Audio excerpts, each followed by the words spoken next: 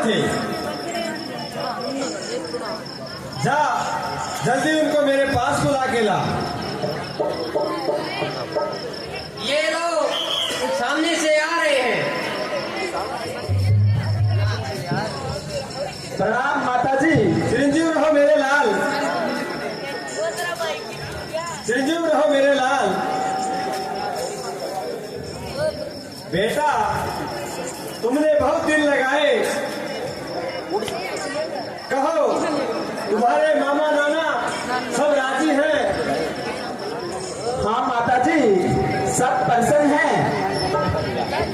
मुझे अब तक पिताजी के दर्शन नहीं हुए, वे कहाँ पर हैं? बेटा, जरा धैर्य रखो, सफर की थकान उतारो, धीरे धीरे सब मालूम हो जाएगा। माताजी, मेरी थकान तो पिताजी के दर्शन करते ही दूर हो जाएगी।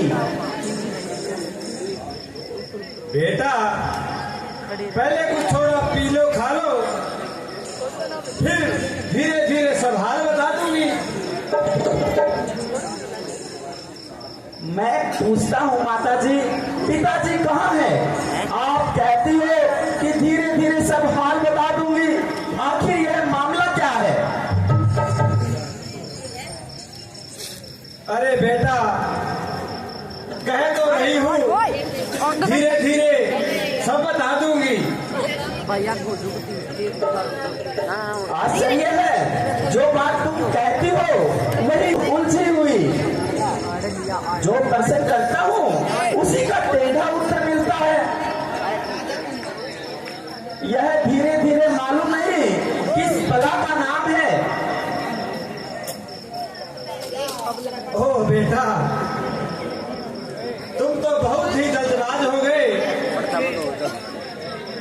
बेटा, मैं कह तो रही हूँ, धीरे धीरे सब हाल बता दूंगी।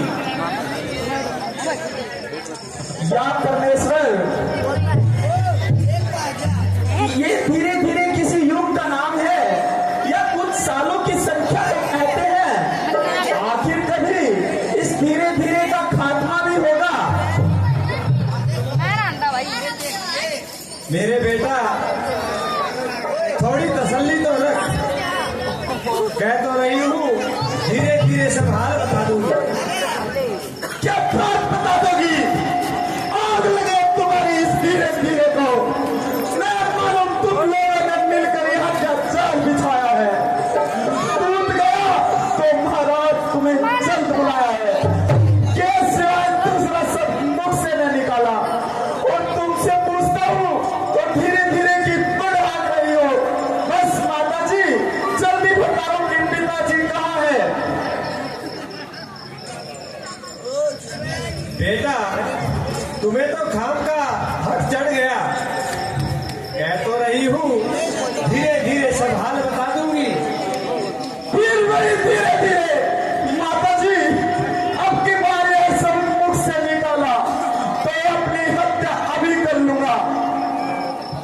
जल्दी बताओ माता जी, पिताजी कहाँ है? बेटा, सो तुम्हारे पिताजी तो सबर को सिधार गए।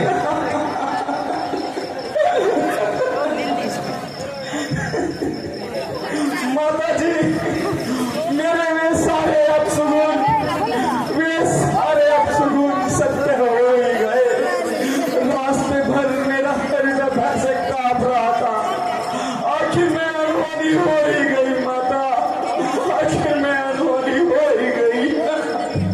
अफसोस पिताजी, मैं अंतिम समय में भी आपकी सेवा नहीं कर सका। भाई रामचंद्र और लक्ष्मण ही भाग्यवान है जिनके हाथों में आपने प्राण त्यागे। अच्छा माता जी, ये तो बताओ कि रोग क्या था? बेटा, रोग तो कुछ भी नहीं था, बस हाय राम हाय लक्ष्मण कह के अपने प्राण त्याग दिए। ये क्या कहा माता जी? हाय राम हाय लक्ष्मण कहकर प्राण त्याग क्या भैया रामचंद्र भी अंतिम समय में उनके पास में थे? हाँ बेटा, वो तो पहले ही मन को चले गए थे। उन्हीं की जुदाई में तो महाराज ने अपने प्राण त्याग दिए। फिर तुम्हें तो याद तक भी नहीं किया। हाय हाय, ऐसा अनर्थ कि चार चार बेटों के होते हुए अंतिम समय भी एक भी पास नहीं हुआ। रामचंद्र ने ऐसा कौन सा अपराध किया जो महात्मा जी उनको वन में जाना पड़ा? मेरे भाई रामचंद्र तो धर्म की मूर्त है। ये दंड तो भयंकर अपराधियों को दिया जाता है। माता, जरा स्पष्ट बताओ कि ऐसा क्या हुआ? बेटा, तो बात यूं है, महाराज ने रामचंद्र को रात में देने की तैयारी की थी। मुझे तो खबर तक भी नहीं थी। भला हो बेचारी इस मंथरा का जो सही समय पर सब कुछ बता दिया। मैंने किसी समय महाराज से 2 वचन का वरण लिया हुआ था। इसी अवसर को उचित जानकर दोनों वचन पूरे करवाने के लिए मैंने उनको मजबूर किया।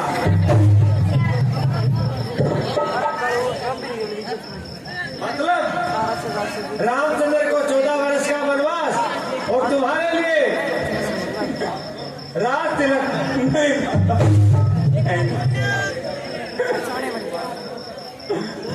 बेटा, भला तू ही थोड़ा विचार कर। मैं ये कैसे सहन कर पाती? रामचंद्र तो राज करे और मेरा बेटा इस तरह से मारा मारा फिरे। बस बेटा, मैंने तो अपना फर्ज पूरा कर दिया। अब तुम जानो और तुम्हारा काम।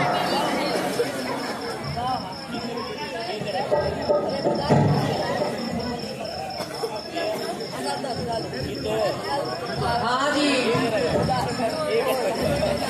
महारानी जी सच कहती हैं। आप खुशी से राज संभालो और अपने दिल के अरमान निकालो।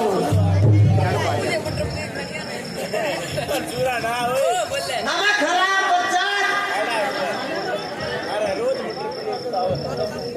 यह सब तेरी ही आग लगाई हुई है।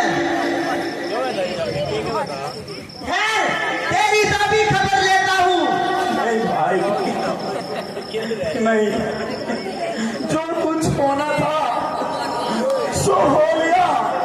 हमें अपनी किस्मत पर रोना था, सो हो गया।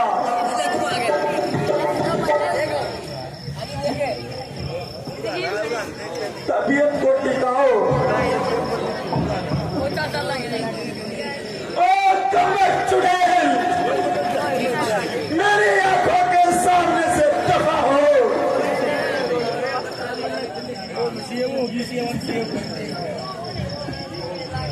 बस कर मेरे लाल, बस अब और अधिक मत रो। बस मेरे सामने से दूर हो। बेटा, क्या मुझसे भी मोह नहीं रहा? खबरदार, जो मुझे बेटा कहा। क्या मेरा बेटा बनने से भी इनकार है? मुझे जन्म जन्मांतर तक नर्क में रहना स्वीकार है, मगर तेरा बेटा कहलाने में सख्त और है।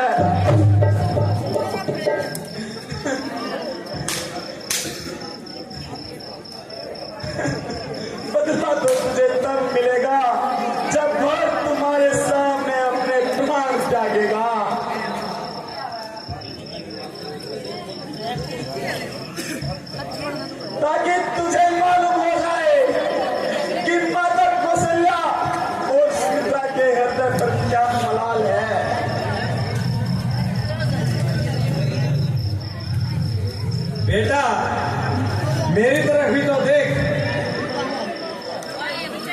मैंने तेरे लिए खून पसीना एक किया है।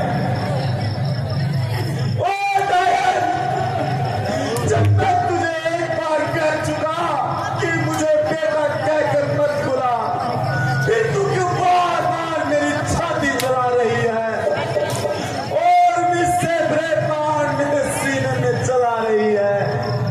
पूरी अयोध्या को तूने बर्बाद कर दिया। ओ बेरहम, पिताजी के प्राण लिए धर्म की साक्षात दूत भाई रामचंद्र को नरक में भेज दिया। सीता जैसी सत्वर औरत को जंगलों की आग चढ़वा दी। प्यारे भाई लक्ष्मण को जंगलों में भेज दिया। माता सुमित्रा और कौशल्य के हृदय को छलनी किया। यद्यपि मेरा तो दिल पवित्र है, मगर इस दुनिया का मुंह कौन पकड़ेगा? जिसके भी सामने जाऊंगा वो यही ताना देगा कि आ गया के कहीं का बेटा।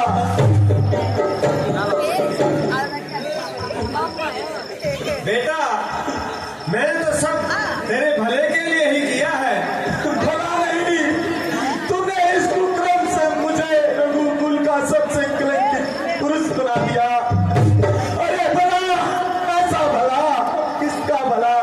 भला मंजूर था तो यूं क्या होता भला मेरा? लिया था जन्म जब मैंने खबा देती गला मेरा। नहीं मैं पैदा होता, नहीं ये दुर्दशा होती। अरे पशु योनि होती अच्छी, मगर माता कहते ही ना होती।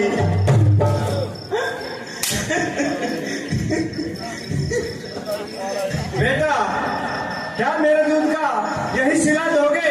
वही तो मुझे शर्म आ रही है। यदि मुझे पता होता तो इस दुनिया से चल देता।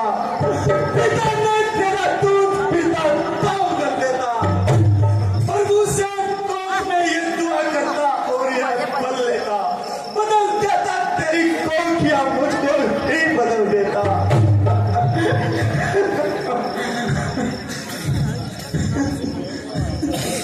बेटा, तू तो अपने भाग्य को ठुकराना चाहता है।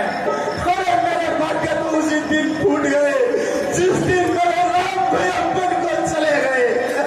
वो राम भैया जो तुम्हें अपनी माता से अधिक समझते थे, वो कौशल्या माता जो तुम्हें अपनी बहन से ज्यादा समझती थी, उनके इकलौते पुत्र को वन भेजते वक्त तुम्हारी आत्मा ने चित्कार नहीं किया।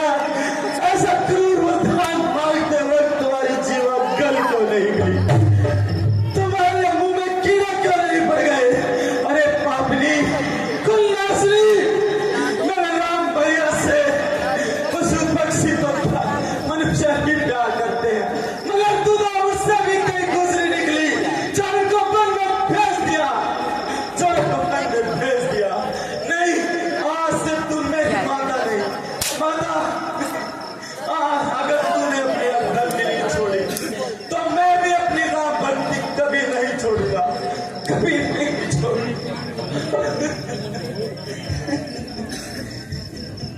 बस बेटा, धैर्य रखो।